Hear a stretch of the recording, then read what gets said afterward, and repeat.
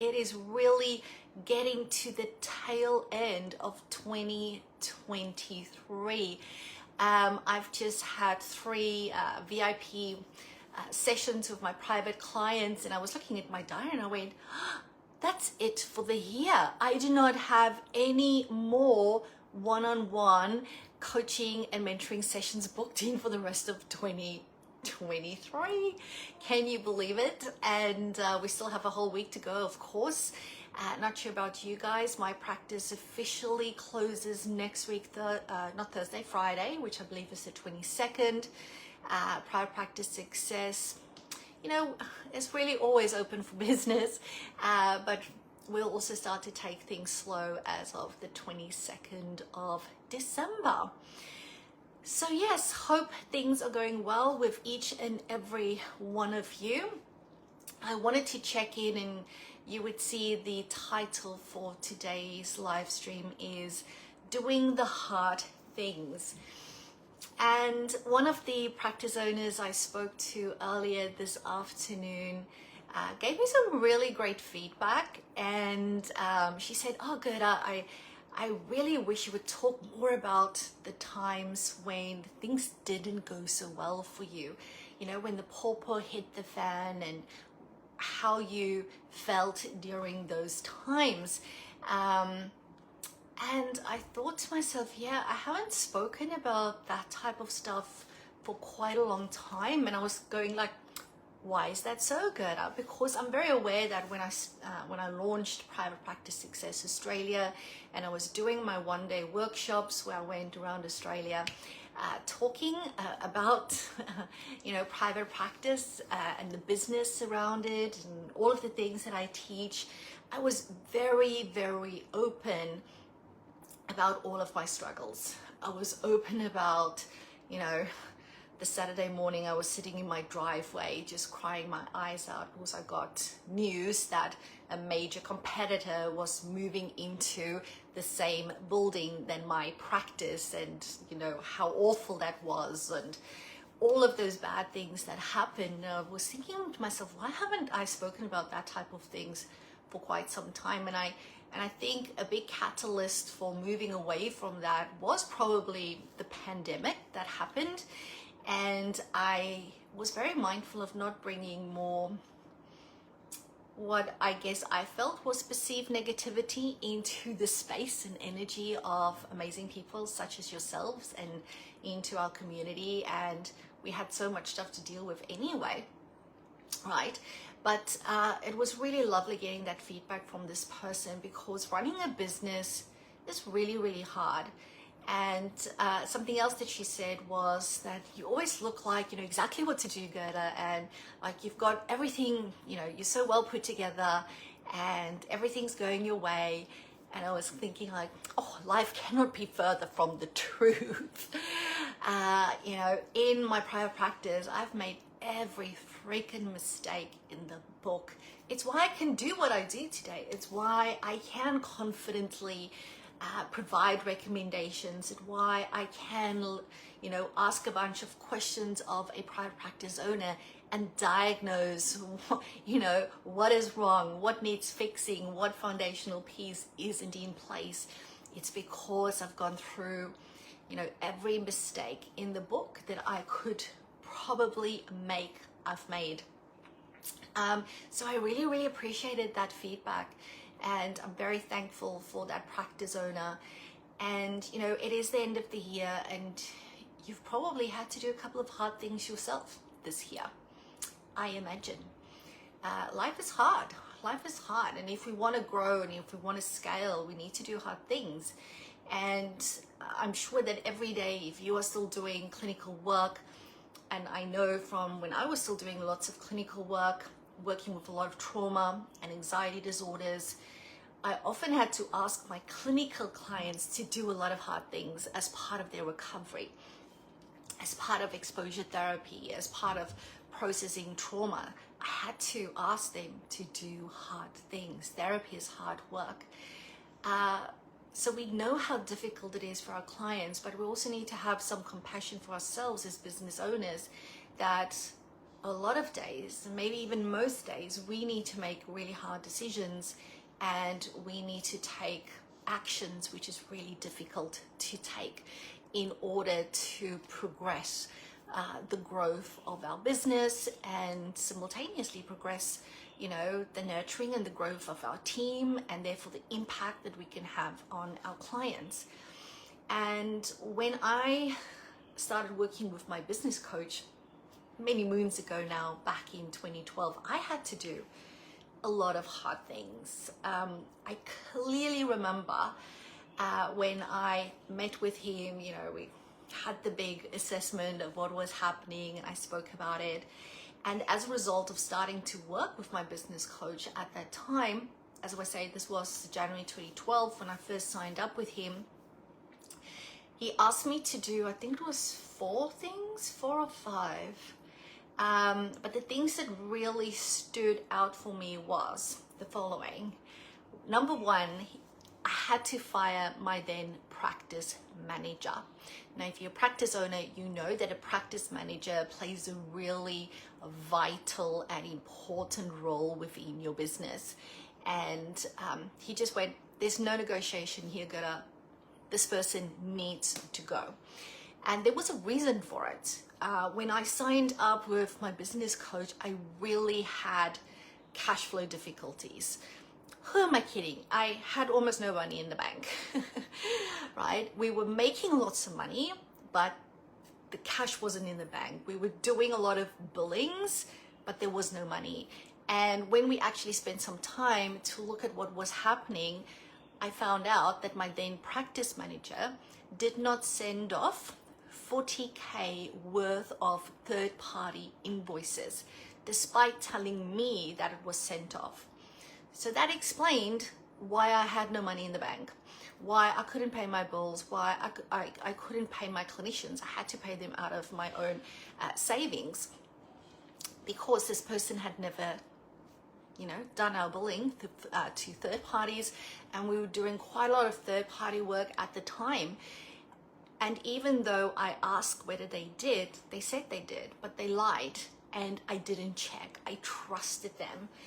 And it was really difficult for me, and that was a really important learning, that if you're a real trustworthy person, I'm not saying become distrustful. What I'm saying is, if you are naturally a trustworthy person where you easily trust other people, it's really hard when you get disappointed when things like this happen. And as a result of that scenario, I had to fire my then practice manager, and that was a really difficult thing to do. Needless to say, it didn't go well. The person got up, you know, walked out the front, slamming doors, came back in, threw the front door key at me, and said a couple of interesting things, and off they went. So it was hard. So that's the first hard thing I had to do.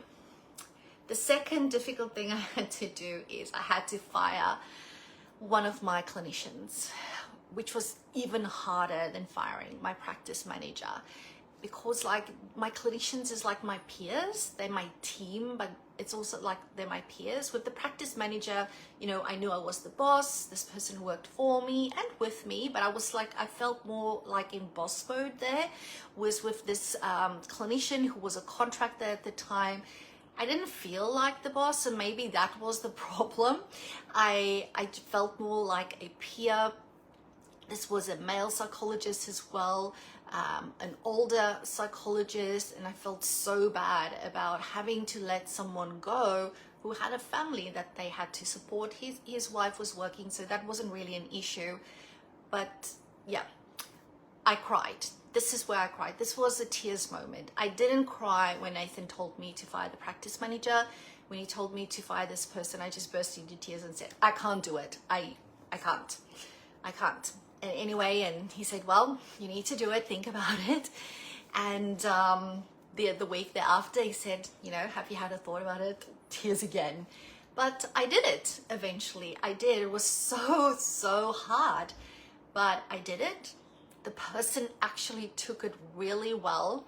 They went on to start their own practice, and you know, that's what they're probably doing to this day. And the reason, if you're wondering why I had to fire that person, is because their report writing was shit. basically. So even though I provided templates within the practice, even though I provided lots and lots of feedback to this person around, you know, the quality of the reporting, why it wasn't up to standard, why it wasn't up to scratch in terms of what our referring doctors have come to expect from us, he just basically ignored me. He did a report, so he did his report. It was done pretty quick, but it was pretty bad. He just failed to listen. It's like, okay, so I can either tolerate that behavior, I can either tolerate this, you know, really insufficient, low quality reports going to the doctors and therefore harming the reputation of a business that I worked really hard to build up, or I can let that person go. So I chose my business's reputation. We are known as the psych professionals, and those reports weren't professional. So I had to do a hard thing, and one of the hardest things I've did, and I'm glad today that I did it. So that was the second difficult thing that I had to do as a result of starting to work with a business coach. I don't know why I just didn't leave, why I didn't just fire him. I'm just thinking about this now. It never, what's the word? Not appealed to me. It never came up in my head that I should just go, hell no, I'm not doing this. But I think by the time I made the decision that I needed help, I knew that I had tried everything and nothing was changing. Nothing was changing. I just kept spinning my wheels, and I knew I had to do something different, and I had to speak to somebody that could tell me what to do, and I really trusted that he would give me the right advice. So yeah, so I fired my practice manager, fired that clinician. Then third person I had to fire was my then accountant, which was really hard to do. Long story short, Nathan said that my current accountant was what he referred to as a compliance accountant, just making sure that I tick the boxes, dot my I's and cross my T's, which you need to do anyway, but that is where it stopped. There was nothing more. And I had been with this accountant for 5 years. This accountant was also a South African. They lived down my freaking street, which meant that Sunday afternoon walks with the dogs that we had at that time, you know, was very uncomfortable. We would go past their house and have to wave and say hello because we moved in the same social circles. But I did it. I got myself a new accountant, and I've been with that accountant ever since. And it's also, again, one of the best things that I did, although it was a hard thing to do. The other thing that I did, that's the fourth thing. So I had to fire 3 people. Then number 4, which sounds so stupid now, but at the time it was a big deal, is at that time, 2012, I was still doing all my bookkeeping in Excel freaking spreadsheets. It was the bane of my existence doing those bank reconciliations in time for my BAS. So we moved away from Excel sheets, moved to MyOb. I hated MyOb. Did that for 12 months for the financial year, and then moved over to Xero, and I've been with Xero ever since. Love it. And those were the 4 like really birthing by fire stuff that I had to do when I started working with my business coach many years ago now, more than 10 years. And you know what? It's hard. It was freaking hard, but it's part of my story now. And because I did those hard things, it means that when I have to do hard things now, I know that I can do it. I have that belief, and I know that doing hard things leads to good results. And I'm very mindful that as a business coach and mentor myself, I ask of my business coaching mentoring clients to do hard things every day. And it could be things such as increasing client fees, having a radical candor conversation. Oh, there goes my earring. My Christmas earring has just fallen out. That's not okay. Where's my little butterfly? Oh, I'll have to take it out. But just so you know, I did have Christmas earrings in. Look at those little Kmart ones. I've got a whole set so I can wear a different one every day. Getting into Christmas spirit. So what were I talking about? Yes, having radical candor conversations. Rejigging a business model that's not working. Rejigging foundational pieces that wasn't installed properly. It's difficult to do those things. And I think sometimes I myself forget that I'm asking practice owners to do really difficult things. But what I also want to say is that I realize it is hard to do. It's hard to build a business. And you also need to realize that it is hard, and you need to have compassion for when you take these steps. I often speak to practice owners and they judge themselves for, I'm so far behind. I wish I had done this already, or I've got all of these things that I need to implement and I just don't have the time for it. It's like, take a breath. Take a breath. You just need to do one thing at a time. One thing at a time, and eventually you'll get there. Business is about implementing, okay? I'm still implementing at my own practice. I'm still implementing at Ppsa. I don't think you're ever gonna stop having stuff to implement unless your business is stagnating. Doesn't mean you can't systemize stuff, automate things. Yes, you do all of those things, but you know what happens? The moment you've automated and systemized this part of your business, you have this brilliant idea that falls out of the sky here on this side, and you go, I can do something with you. And then you implement something. And that's okay. We all know about shiny things, and that it can be quite distracting. But if you can learn to implement, enjoy the implementation, only implement stuff that's going to move the needle of progress for your business, of course. You need to be implementing things that is your right next thing, as I refer to it in my Ppsa Academy, because you could probably implement lots of stuff, but is it the right thing for your business right now? And that is the danger with shiny object syndrome, where it's like, this person is implementing this person's implementing that. Maybe I should implement those things too. No, you should be implementing, but only that's what's relevant for you right now. And it's about knowing what else is available out there to implement when the time is right for your individual business. And if you've done something hard in your business of late, let me know. Share with the rest of us. I know for certain and for sure, that's what I want to say, I know for sure that all of us are doing hard things every day. It might feel like you're the only one needing to do it, but I can tell you, everybody has their own hard thing that they need to do. That's not minimizing your hard thing, okay? But know that we understand what you are going through.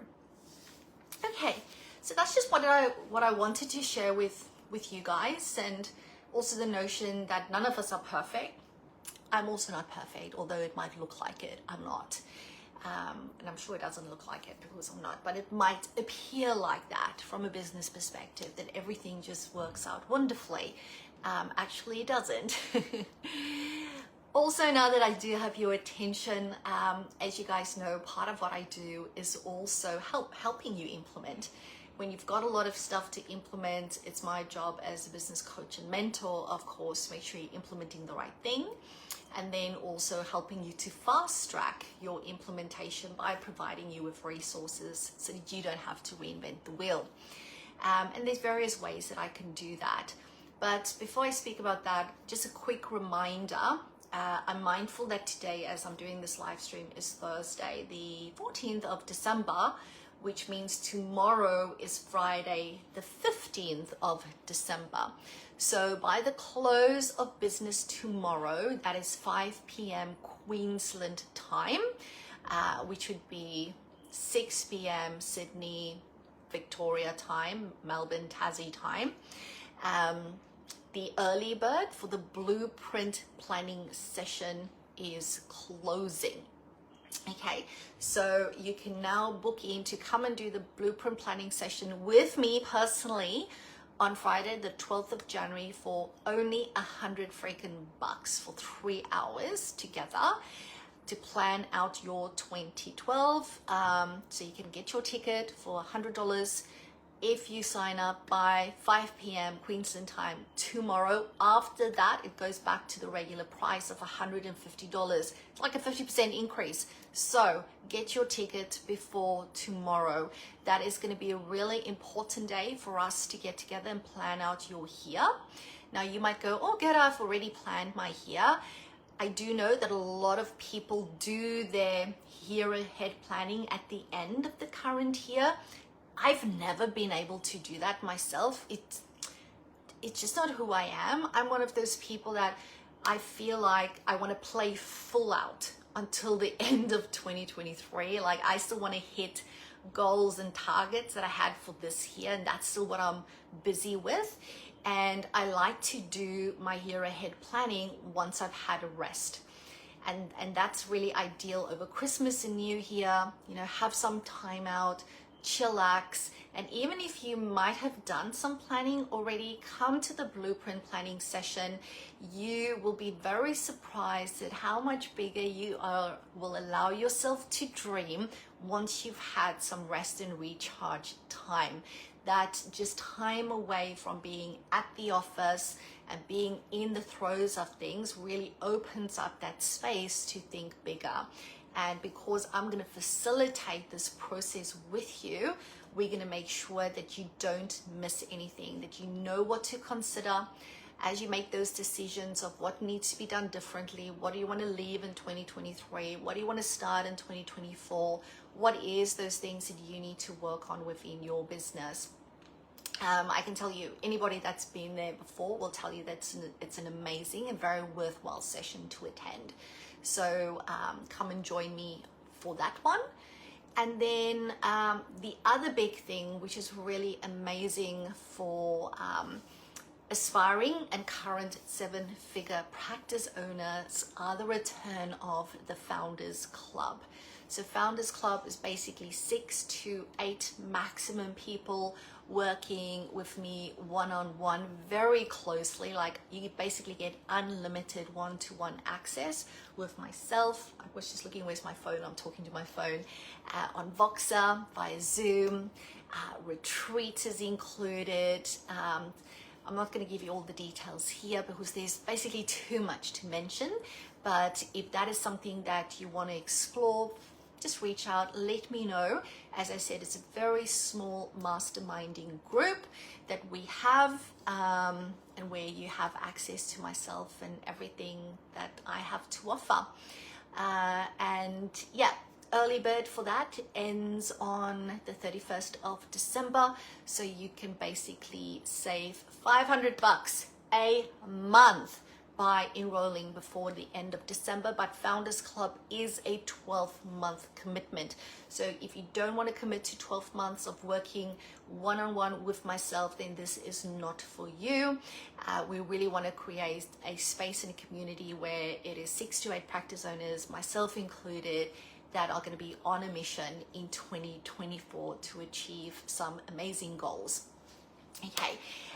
Of course, we also have the Ppsa Academy, which is my signature mastermind. I did close the doors to the Academy, when was it? The end of November.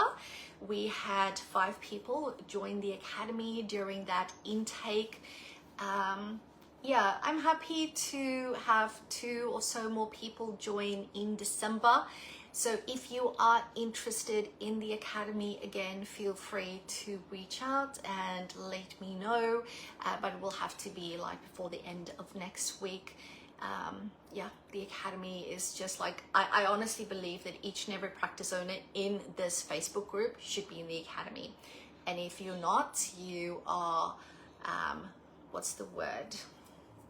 Not taking away, you are withholding an immense resource and level of support for you, your entire team, and your business by not being in there. And I actually worked it out the other day. Where is my calculator? Oh, calculator. Because I had one of my Academy members say something to me, and I'll tell you now in a second what that is. Divided by 4.3. I was speaking to one of the Academy members that had been in the Academy now for, I think she's now in her 3rd year. So obviously, you know, she's been with us for quite some time. And I was like, you know, asking in, not as directly as what I'm saying this now, but in a more indirect manner, asking like, you know, I'm so glad you're getting all this value and stuff and that you're staying with us. You know, I'm really surprised that you're still here after almost 3 years. That's really awesome. And she said, well, you know what, Gerda, the way I look at it is this. You are the cheapest member of my entire practice team. And I went, what? She said, yes, I look at you and the Academy as being one of my team members. And you know what? You are the cheapest one on the team. And I went, I don't know how I feel about this. I don't like being the cheapest. I like to feel like up there in terms of, you know, a value. And she said, I actually worked it out, Gerda. If I look at, you know, what I invest into the Academy and I look, what would I, you know, what does that cost me on a full-time basis? It cost me like $13 an hour. Like, that is so cheap, knowing that there's somebody that I can turn to at all times. I've got this community within the Facebook group. I've got a portal that I can go into and all the policies that I need is there. All the checklists, all the contracts, all the agreements, all the processes, all the procedures. For freaking $13 an hour, it is a freaking bargain. I'm not going anywhere. And I went, that makes sense. That makes so much sense. I love it. So the Academy is actually way more affordable than people think it is. People think because, you know, it's PPS and because Gerda's always encouraging all of us to charge, you know, appropriately, to charge really well. Her stuff is probably going to be really, really expensive. It's actually a bargain. It's actually a bargain. So if you want to know what's included, reach out and I will send you all of the information. All right. It is 5:22. I'm going to leave it at that. I'm going to call it a night. We're having stir fry for dinner. So if you don't have any dinner ideas, stir fry is what we're having tonight. And then I'm just going to take it easy. I'm going to watch some Criminal Minds. It is my Netflix binge at the moment. But please, I'm going to put my email in the comment section. Reach out if I can be of any assistance and support to you. You really shouldn't be trying to build this business by yourself. It's what I'm here for. I will speak to you soon. Bye for now.